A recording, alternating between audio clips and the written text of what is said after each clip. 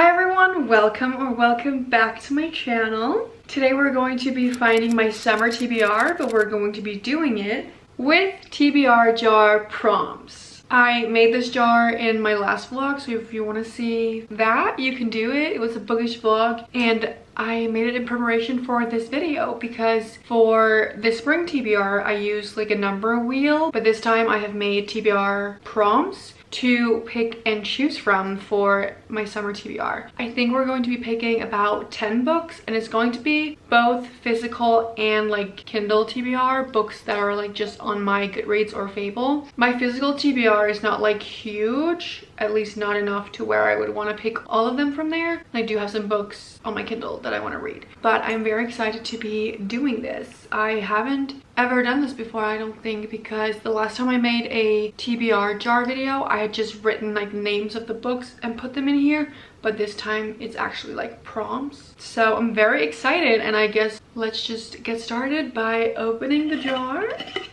There are about like 50 prompts in here. It's going to be a surprise. Has a pretty cover. That could be like so many things. I feel like that one I might want to do for my physical TBR, which is why I'm on the floor in the meantime. So let me look around and see what books I could potentially think of for this. I don't have one in mind. Okay, I found two. I don't really have one on like my physical TBR where I'm like, that's such a stunning cover, but I really like these two, which is Caraval, which has been on my TBR for so long. Like, I really want to read it, and I was thinking of reading it this summer anyways, so I might go with this because it is really pretty. Like, when the light hits it right, it's like sparkly, and it's just really pretty. And then the other one is called This Is a Love Story, and I just like the simplicity and the color choices of it, and just like the little drawing of New York, which is where the book takes place. But I think I might go with Caraval just because I really want to read it this summer anyway, so it makes sense to pick that one. We're gonna we'll put them there, the books that I end up choosing. Pick another. Let's shake it actually. Let's get one. Okay, the first book you see on TikTok. So we're gonna open TikTok, and then we're gonna see like the first book that someone shows. That's the book I have to add to my summer TBR. That's kind of like scary in a way. Also, is it like too dark? Let me just screen record it. Okay, I'm not going to count this first one because it shows Insatiable, which I DNF'd 50% through, and then it shows Redeeming 6, which I've already read. So obviously we have to move on. This is my monthly reading wrap up for April. I guess it has to be her, like her monthly wrap up, because that will be a book she'll show. The first book that I read in April was Assistant to the Villain, and I can't. Okay. Assistant to the Villain, not a book that I have had like on my TBR. Shout out to Jordan. Let's follow her for this. You just gave me a book for my summer TBR. Jordan x BookTok. Assistant to the Villain. Yeah, it's not even on my like TBR or anything. It's not on my radar. What is this book even about? Notorious high-ranking villain seeks loyal, level-headed assistant for unspecified office duties, supporting staff for random mayhem and terror and other dark things in general. Discretion a must. Excellent benefits. Very interesting to say the least. I guess that's on my TBR now. All right, we have the first two books on here. Both are fantasies. Okay. A BookToker recommended. So I'm thinking of like a book that I know someone has recommended of a BookToker that I usually watch. And I have one in mind, but it's another fantasy, and I just don't feel like summer is like the most like perfect time to read a fantasy. So I want to try and think of something else that I know a BookToker has recommended, or like a book that they really love. I don't know. I did write BookToker because I was gonna say BookTuber because Sara loves this book. She does do TikTok as well, but would I categorize her as a BookToker? I feel like she's just a book influencer in general, but I really want to read this summer, so should I just count her because she does post on TikTok every single day? I believe is like her goal to post every day, and she has been for like over a year, and a lot of them are book centered. I feel like we can count her because I really want to read this book anyways, and it's a romance and it feels very summer-ish. She talks very highly of it, and I bought it because of her, so I feel like it kind of fits perfectly with the prompt, even though she's not like, she's more a booktuber than a book talker, but I feel like it counts. So we're adding it. Did I even say the name? The X-Vows. Just gonna, let's stick in here and get one from like the bottom. The longest title. Oh, the longest title. Oh my god, I thought it was gonna be the longest book. The longest title. I think I want to do that from like my physical TBR. Guys, otherwise it can be taking a very long time if I have to look through everything I have on my non-physical, because I think there's like 400 on there. How to fake it in Hollywood. Could be one. That's 6 words. It's the longest of the ones on this shelf specifically. Once upon a broken heart. Everything I know about love. Still shorter. My year of rest and relaxation. Okay, these are the same length. The 7 Deaths of Evelyn Hardcastle. That's the same amount of words as well. I have 3 books that are all 6 words. I don't think I want to choose this one, The 7 Deaths of Evelyn Hardcastle. I've had this on my TBR for so long and I just have never gotten through it. And then I have How to Fake It in Hollywood, which is a random book I bought at some point, I think in London. And then I have My Year of Rest and Relaxation. I don't feel like this is like a summer read. I feel like it fits more like for the fall time maybe. I think I might go with How to Fake It in Hollywood. It's a romance. The perfect novel for fans of modern smart romance. Fake a love affair with a disgraced Hollywood heartthrob who just happens to also need the publicity boost. He is divorced, he has alcohol issues, and he's grieving his longtime partner and best friend. Seems very interesting actually, and not a book I've really ever seen on TikTok. I think I just saw it randomly at the works one time I was in London and it was cheap, so I was like, I'm gonna get it, and then I've never read it. All right, we have 4 down. Oh, we're getting 2. Wait, a friend recommended. Okay, so a book that a friend has recommended to me. Oh, I have another fantasy I think I might have to add because it's one that she really recommended. Caraval would have been perfect for this one as well because my friend really loves it. But I think the one we're gonna go with is actually When the Moon Hatched, because one of my friends really enjoyed that book and the second one just came out, so it is kind of perfect. And I don't really mind, like I don't mind reading any specific genre in any specific like season. It's just like romance just feels like the summer genre. But yeah, I think I'll have to go with When the Moon Hatched because she really loves it and has asked me to read it for probably like 1.5 years now, and I still haven't done it. So we have 3 fantasies and 2 romances. Let's see if we can get something else. Good. Been on my physical TBR the longest. What book has been on my TBR the longest? Okay, let me look. If I go on my TBR, so date added and then reverse it to the longest. Oh.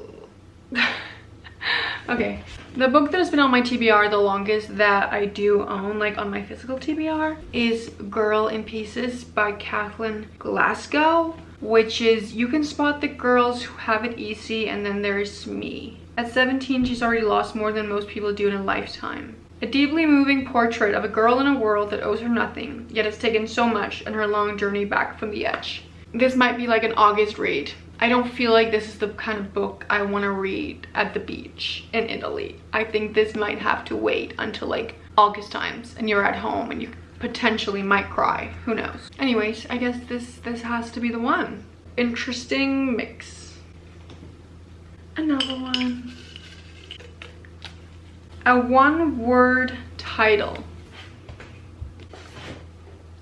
Okay, 2 books I own that have 1-word titles are Roomies by Christina Lauren and Ripbound by Tara DeWitt. These are the 2 books I have that aren't like part of a series. I think I want to go with this one rather than this one just because I love a good country book and I think this is like a small town country. Yeah. Henry is a cowboy. I love a good cowboy romance, so we're gonna add that. Okay. The shortest book you own.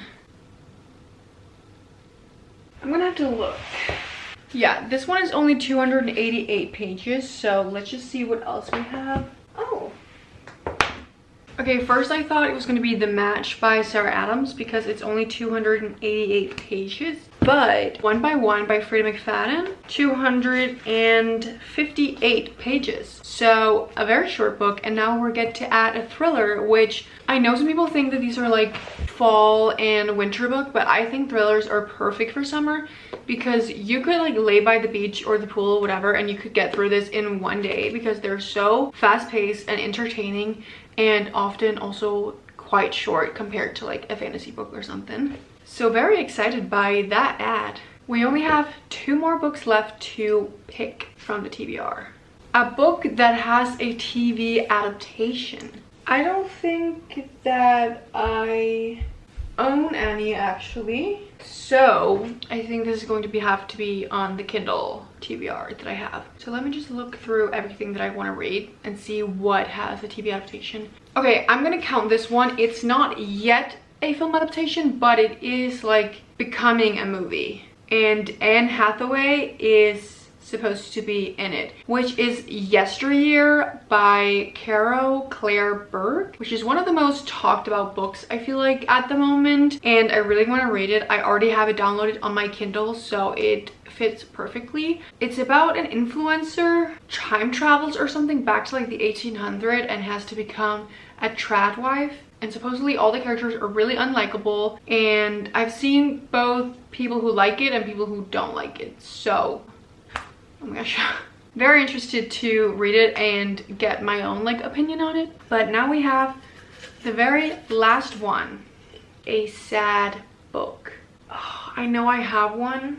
I'm just gonna check on like my non-physical TBR and see if there's one that I would rather go with that's supposed to be sad, but otherwise I have one in mind on my physical TBR. Okay, I don't have one that I can find, so this is the one I do own, which is You've Reached Sam. I've had this on my physical TBR for years at this point, probably at least 3 years, and I just have never gotten through it because it's just not often that I pick up a book where I know it will be sad. I mean, I do at times. A heartfelt novel about love and loss and what it means to say goodbye. 17-year-old Julie Clark has her future all planned out, move out of her small town with her boyfriend Sam, but then Sam dies and everything changes. I just know this will be so sad. This is the stack that is now officially on my summer TBR. Hopefully I will still read a bunch of other books. I just don't want my whole TBR to be like bound by something, and especially not something like so picked by someone else in a way with the prompts. But whoa! But we have 7 books on my physical TBR and 3 books on my like non-physical. We have Caraval, The X-Files, How to Fake It in Hollywood, Girl in Pieces, Rootbound, One by One, and You've Reached Sam. Then we have Assistant to the Villain, When the Moon Hatched, and Yesteryear. I think it turned out pretty well because we have a bunch of like different genres. We both have some romance, some fantasy, some thriller, some literary fiction, I believe is what Yesteryear is. Very excited to get through these books in the next 3 months before we get to the fall TBR, but we don't even want to talk about it because it just became June and I want to soak up all like the sunshine and summer feelings. I think a lot of these books will help me. Obviously some don't fit the vibe entirely, but I think it will be great anyways. Because obviously not all of it will be while I'm on vacation, but I'll definitely be bringing some of them. I think if I were to choose right now, I go on vacation in less than a month, I would pick One by One, Rootbound, How to Fake It in Hollywood, The X-Files, and then potentially Yesteryear. I think those would be the one that I would pick like if I had to choose right now. And then I do really want to read When the Moon Hatched, so that could also potentially be one I download on my Kindle and read as well on my trip, because I am going to be away for almost 3 weeks. A lot of reading will be done. But that was it for the video. So thank you guys so much for watching. Let me know down below what books you have on your summer TBR and if you read any of the ones that I put on mine. I will see you guys in my next video. Bye!